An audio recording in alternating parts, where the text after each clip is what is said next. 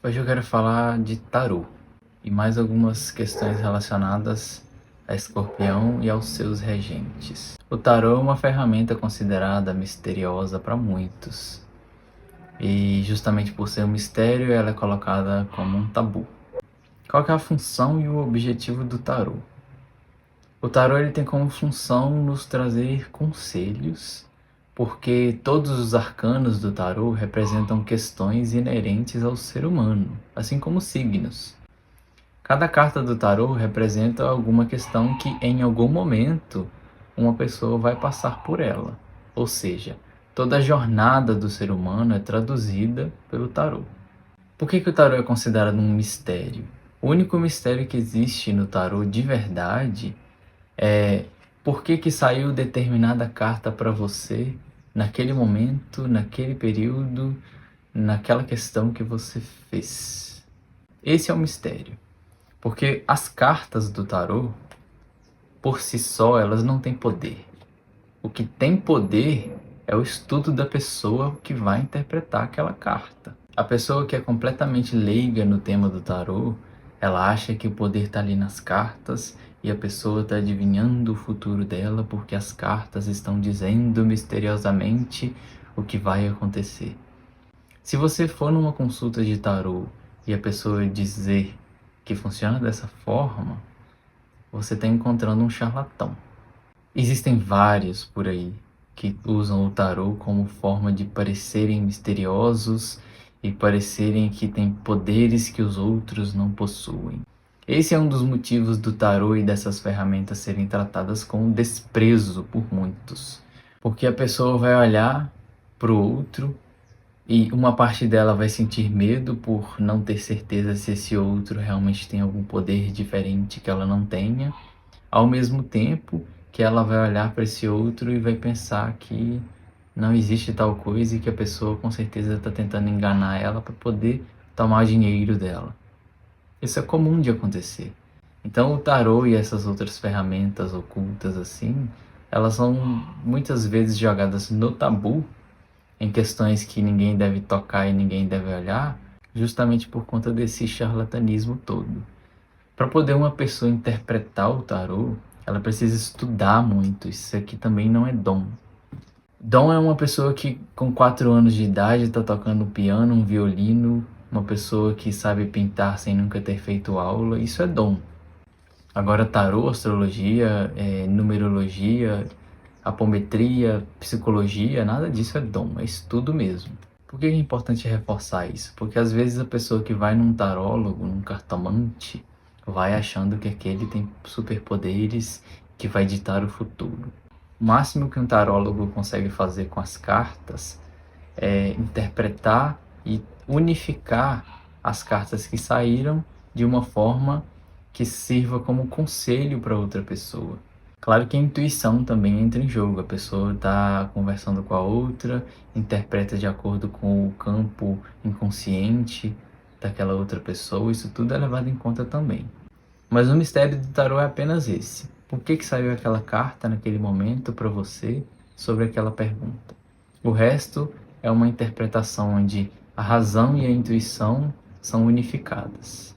Então o objetivo do tarô é falar o que vai acontecer com você na semana que vem? Claro que não. O objetivo do tarô é trazer conselho para aquela pergunta feita naquele momento, do qual há uma semana após, ou 15 dias depois, ou um mês depois, se você for tirar um tarô para aquela mesma pergunta, provavelmente as cartas trarão uma outra mensagem, porque você já não é a mesma pessoa, você já evoluiu, você já refletiu, você já não enxerga as coisas da mesma forma. Então agora eu quero trazer algumas cartas associadas a Escorpião e a Plutão. É meio claro que Escorpião é o regente da carta da morte no tarô. A carta da morte ela representa um processo de transformação na vida da pessoa. Então às vezes você termina um relacionamento, algo morreu. Você sai de um emprego, algo morreu. Você perde alguém na sua família, algo morreu. Você passa por uma frustração interna onde você não se sente capaz de algo, uma parte também morreu. Então a carta da morte representa que alguma coisa na sua vida está se transformando e se abrindo para poder em algum momento renascer, porque a morte e a vida fazem parte do mesmo ciclo. Então, se algo está acabando, é porque algo novo está para chegar. E isso é expressamente atribuído ao signo de Escorpião, que representa os processos onde esse mais esse vão deixar de existir e se tornar um novo. Onde você era assim e passou por determinada situação, agora você é uma pessoa nova. Eles associam geralmente Plutão à carta do julgamento. A carta do julgamento não necessariamente representa que a pessoa vai passar por um julgamento. No tarot tradicional, a carta do julgamento é representada por pessoas levantando de um túmulo, enquanto um anjo toca uma trombeta. Plutão representa o nosso aspecto de poder, mas ele também representa o nosso aspecto de transformação. Se você vai em direção ao poder, você se transforma porque você eleva a sua consciência. A ideia é que ele não se torne apenas uma obsessão.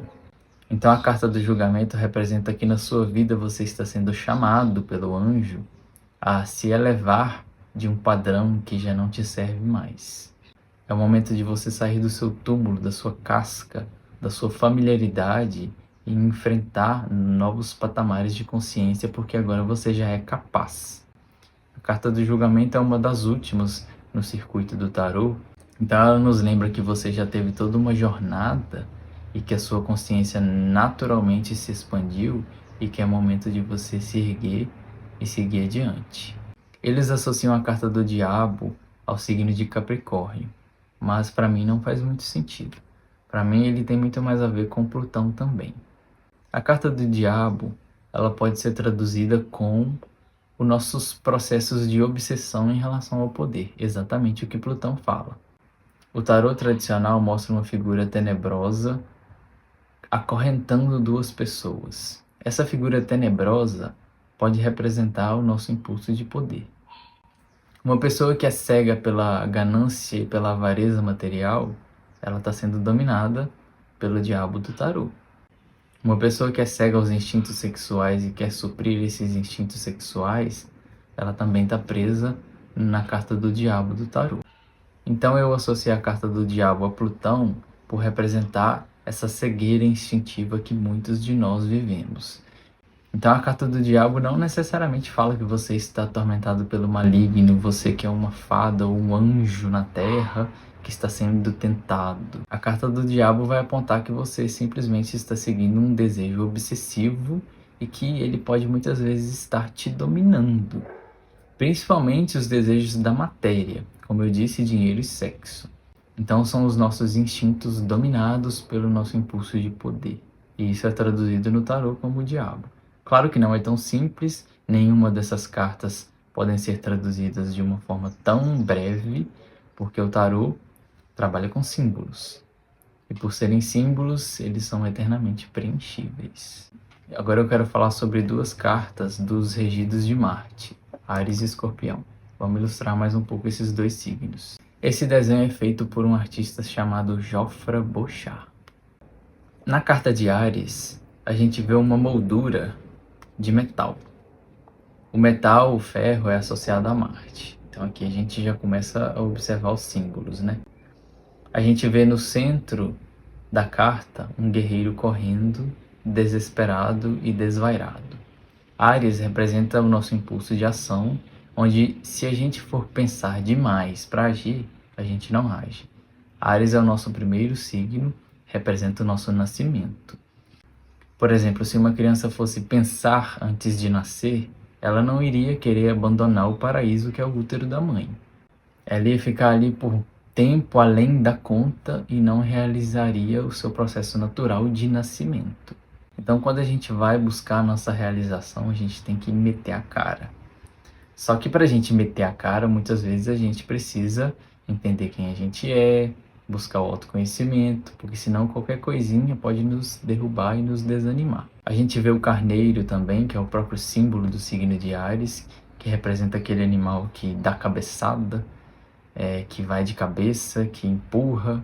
Ele pode ser visto como um animal agressivo, assim como o nosso lado Áries precisa de uma certa agressividade para poder avançar e encarar a vida. A cor vermelha aparece em abundância, do qual a gente pode conectar o elemento fogo e também a nossa paixão. Quando uma pessoa se move com paixão, dificilmente outras coisas podem pará-la. Ela realmente quer realizar aquilo na vida, ela vai de cabeça e não dá muita importância para o que ninguém acha. Ao fundo a gente vê alguns vulcões.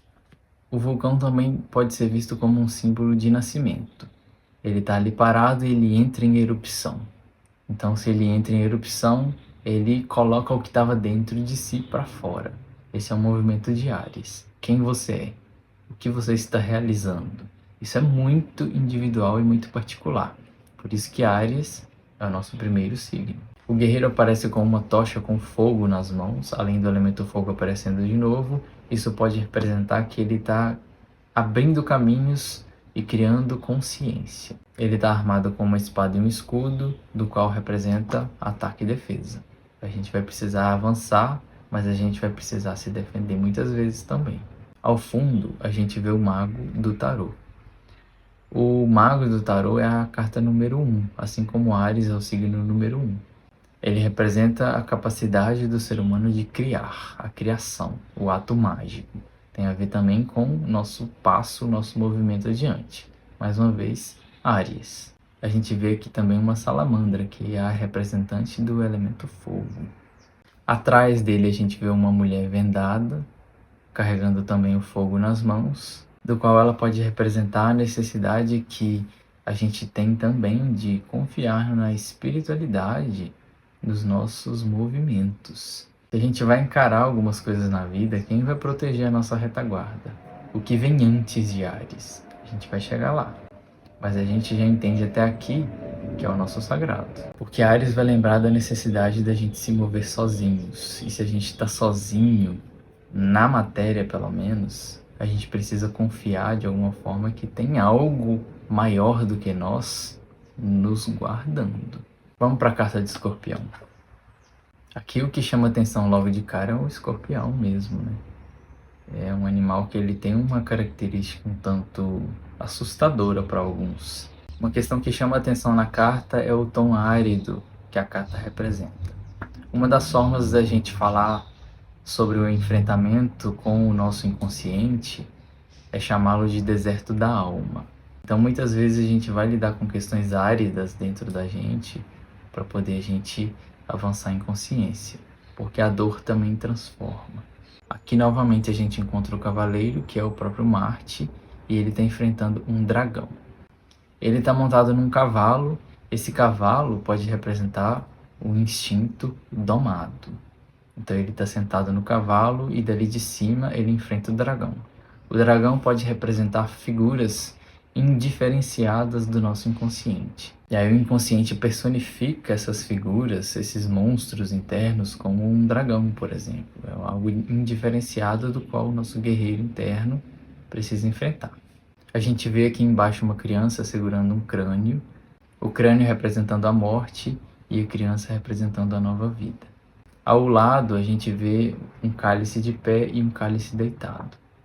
Aqui a gente pode interpretar no sentido de que às vezes a gente perde algumas coisas, a gente passa por algumas mortes internas, esse cálice se derrama.